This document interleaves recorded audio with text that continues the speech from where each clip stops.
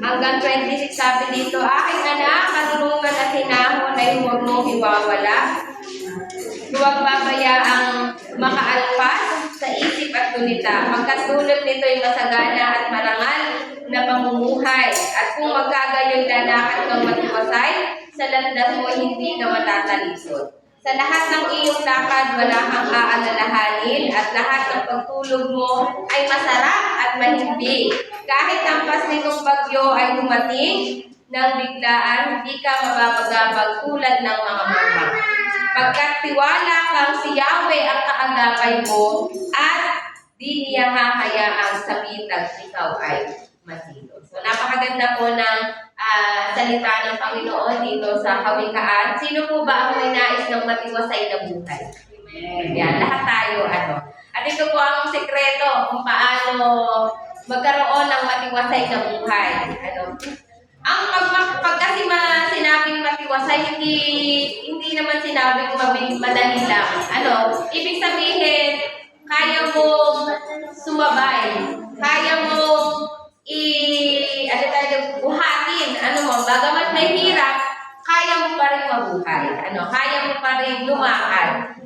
Sabi dito, aking anak, karunungan at hinahon ay huwag mong iwawala. Paano ba nawawala ang karunungan at ang hinahon?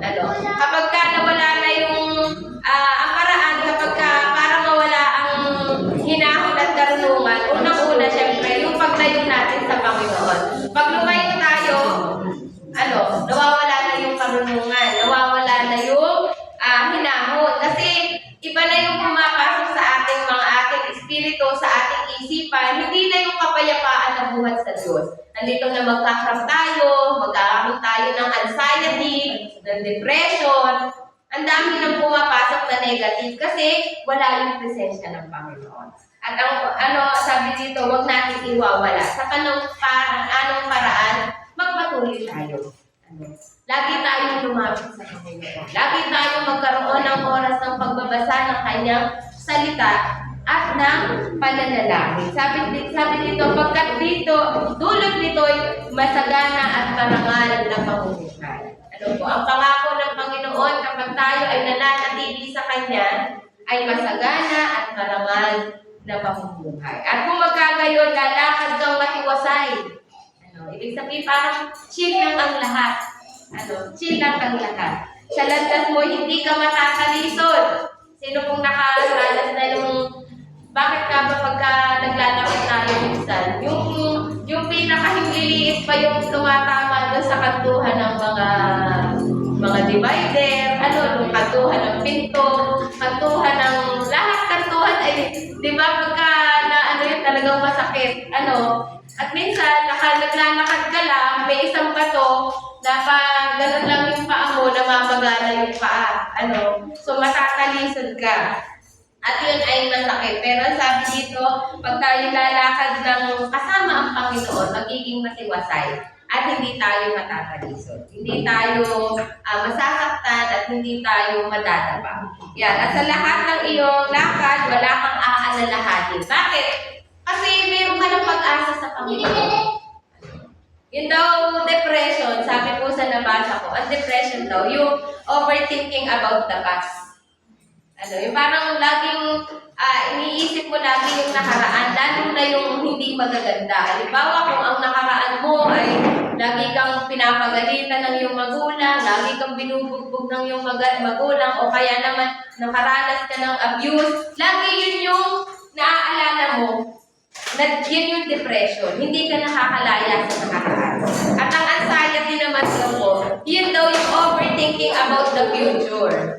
Yung ano kayong mangyayari bukas, feeling ko wala na akong pag-asa. Ayan, yun po yung anxiety. Alam nyo, nung minsan, nakachat ko si Pastora Milka kasi feeling ko nagkakaroon ako. Bakit? Kasi ang mga pinapanood ko about sa end times, about mga documentary, about mga teachings sa muling pagparito ng Panginoon. At alam niyo po ba doon sa mga teachings na iyon, makikita natin na yung mundo talagang sabi ko yung napapanood ko, talagang mayroong iba na mga nangyayari sa mundo. Parang nagkakaroon ako ng anxiety kasi iniisip ko, what if nga ganito, may World War III, nandito pa kami, hindi pa dumating si Lord. Mamaya yung mga anak ko, nakita ko, tinamaan ng rocket, mga ganyan. Nag-overthink ako hanggang sa parang ako hindi nahihilo, na parang nagpapalpitate yung aking aking puso, nalalamig ang aking kamay at mga paa. Ano yung nagpapanik attack din ako. Pero, salamat sa Panginoon sa kanyang mga salita. Nalinawan din ako tungkol doon sa muling pagparito ng Panginoon. Bakit? Merong pangako kasi ang Lord. Pagka ang narinig mo lang yung mga tungkol sa huling panahon, pero hindi mo na ganito ang mangyayari, mga negative, pero hindi mo nakita yung kagandahan ng muling pagparito ng Panginoon, ay magkakaroon ka talaga ng anxiety. Mag-o-overthink ka talaga. What if ang papasok sa'yo. Pero, kapag ka nandun ka, nananahan ka sa pangako ng Panginoon sa kanyang muling pagparito, na tayo, na mga nananampalataya sa Kanya, ay Kanyang isasama, Kanyang bibigyan ng buhay na walang hanggan, buhay na masagana, buhay na hindi makakaranas ng anumang hirap o sakit. Wow! Magiging excited tayo sa muling pagparito ng Panginoon. Kaya mga kapatid, sabi dito, ay magkakaroon tayo ng pagtulog na masarap at mahimbing. Bakit?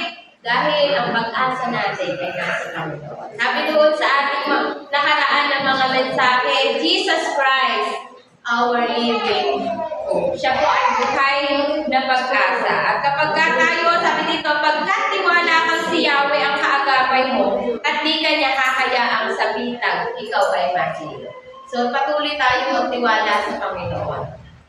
Magtuloy tayo magtiwala sa Panginoon na hindi tayo pababayaan ng Diyos, hindi tayo bibiguin ng Panginoon. Kaya yun mga kapatid, kung gusto natin ng matiwasay na pamumuhay, magpatuloy po tayo sa pananampalataya, magpatuloy tayo sa paglilingkod sa ating Panginoon. Hindi po maging madali. Hindi madaling maging single, hindi madaling maging bata, hindi kasi nag-aaral sila, mag-e-exam, hindi madali.